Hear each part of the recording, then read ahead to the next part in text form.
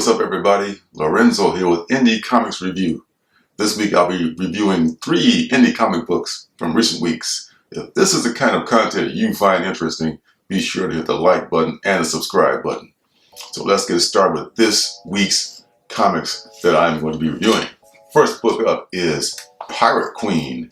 That is on Dark Horse. It is on Bad Idea Comics, and it is written by Peter Milligan and illustrated by Adam Molina. Monday Ryan is a woman born of a pirate father who named her such because he was just too drunk to know what day it was. He thought it was Monday. It was actually Sunday. Her mother died in childbirth, so she was raised by her father. Since all Dad knew was drinking and pillaging, Monday soon adopted her father's ways, and at least the pillaging part at least. So after taking up the pirate life, Monday soon meets a strapping young buccaneer named Lynn.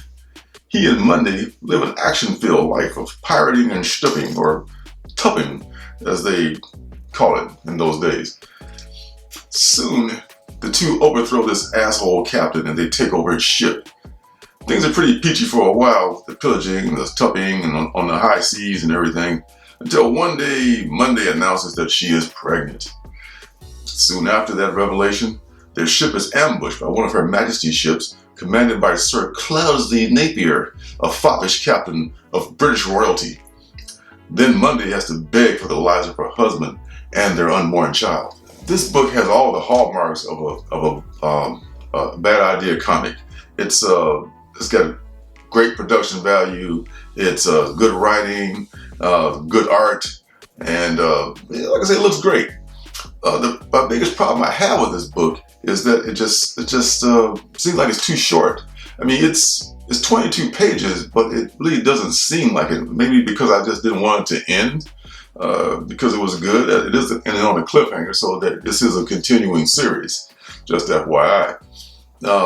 Maybe Bad Idea feels compelled to make every comic have a backstory. This backstory was pretty good too, but I could have done without a backstory and had more Pyrate Queen, quite frankly. DC seems to be adopting that same kind of a format, with the Joker and some other, maybe detective, and even Batman, I think, has backstories now. So this could be a thing of the future. And like I said, the backstory was good. It was kind of weird, but it's like it was kind of shoehorned into the whole thing. Well, I'd say, the bottom line, overall, another good story, but I feel like for $8, I could have gotten more for my money. Next book is Primordial, and it's on the Image label. It is written by Jeff Lemire and illustrated by Andrea Sorrentino. Primordial #1, this story takes place in 1961. Dr. Donald Pembroke is an electrical engineer from MIT who specializes in computing technology. He's been called to Cape Canaveral, Florida, thinking that he was going to be working on restarting the space program. Instead, he discovers, after being mistaken for the janitor, that he's there to close out the space program and salvage whatever is useful and destroy everything else. Bummed out by this revelation, Dr. Pembroke nonetheless commences his work. After being handed a stack of classified papers by a man we later discover was told to deliver them specifically to him, the doc discovers that the information he previously thought was true, that all the animals sent into space had died, was in fact part of a cover-up. Doc immediately calls a general, which he thinks is the right thing to do, to go up the chain of command, and informs him of this. But the general, after a kind of a nervous, uncomfortable, awkward conversation, just hangs up on him. And the next day, his clearance is revoked and he's banned from the premises. And not only that, a strange man is waiting for him inside of his car. I really like Primordial. It's told in kind of a trippy manner, with sometimes confusing dialogue, but that's okay. It's got these huge splash pages, and all of it just really works well together. This is some of Jeff Lemire at his best. It has that feel like the X-Files or Project Blue Book. It feels like something cool is about to happen and something's going to be revealed at any minute. And it's really good at building that tension and shaping these well, only you see the one character of Dr. Pembroke, but you're getting a pretty good handle on him in just the short few pages that we see here. Lemire's words and Sorrentino's art are just a perfect match for this story. I have no idea where this story is going, but I know one thing's for sure, I'll be along wherever it takes me. The last book today is Ma, number one of 6, and it is written by Jude Ellison S. Doyle and illustrated by A.L. Kaplan, and it's on Boom Studios. So this story begins as 2 sisters are heading to a retreat held on an island off the coast of Virginia. It's a women's only retreat run by women who, as the stereotypically clueless male cab driver told them, had been bitten by a radioactive Tori Amos concert. When they arrive, the women have very different reactions to the retreat, I should say. Miranda is all excited and she's full of hope, while Sister Marion is over the whole thing and slips the driver of Bill to take her downtown or to take her to town and find some place to drink. He takes her to a beachfront dive bar where she tries to drink alone, but as all women can attest to, it's impossible to do that with men around. Even though Marion is pretty streetwise, she gets drugged and she's eventually sexually assaulted by a bar patron. What happens after that is something that's fascinating and horrifying. Wow, this book, Boom, I have to give a lot of credit to, because they're such a dope publisher of comics. I love almost everything they make. There's a clear trigger warning at the top inside corner of the first page, and I think it's very thoughtful of them to put that there. I reviewed another book like earlier this year. I forget what the name of the book was, but it was definitely way more triggering than this, and there was no warning whatsoever. So good on them for doing that, for letting people know what's ahead for them. And even though there was nothing depicted in the book, it's still, just sometimes just even the subject can be triggering to some people. So that was just very cool on their part. This deals with a subject that's really unpleasant, but it's nonetheless, it's a part of life, and it's a part of this human experience.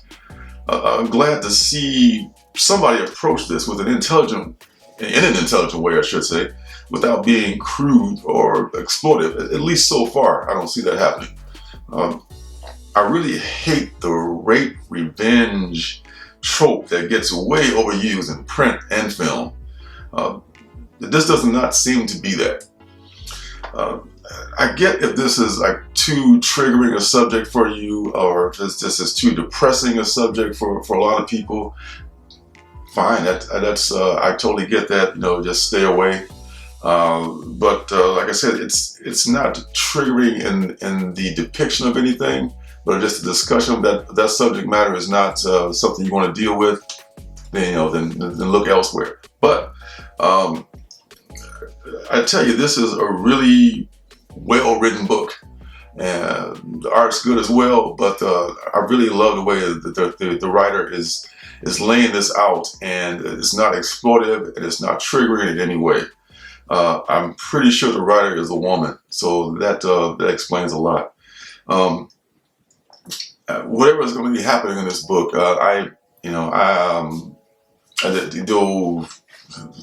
wow. I have to stick around to see what's happening with it, at least issue number 2, because it seems like it's laid out in such a way that it could be really something pretty cool.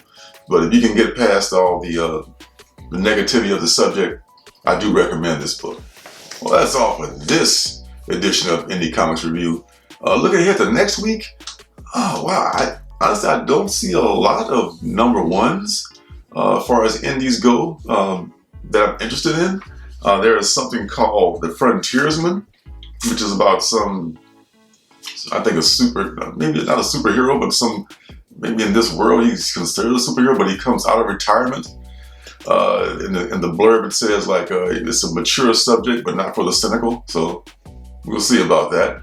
There's something else called He Who Fights with Monsters. And this is from, actually, I forget who makes it, but it's the artist from Something's Killing the Children, whose name escapes me right now. So that's a possibility. Speaking of possibilities, Impossible Jones. It could be something I might be interested in checking out. It's about a thief that gets powers. But other than that, there's not a whole lot. You got some returning stuff. You got The Last Ronin, I believe, is due to come out. We'll see if it actually does. Some other books that are coming back. Vinyl is coming out again next week. I think Bunny Mask is even coming out. So what I'll probably end up doing is, if I don't get one of those books I mentioned before, is maybe I'll just, I got some books that are backlogged. They're not so recent. I'll probably just do a review of those, or do what I did before and just do some reviews of limited series that have come to an end, and I'll do just a second review on that. It's just a follow-up review, if you will, on those. So we'll find something to review. So not to worry. So that's it. Be sure to hit the like button, hit the subscribe button, and turn notifications on so you know when I make another video. And until next time, next week, I'll see you guys in the funny papers. Hey, don't forget to subscribe and leave a thumbs up.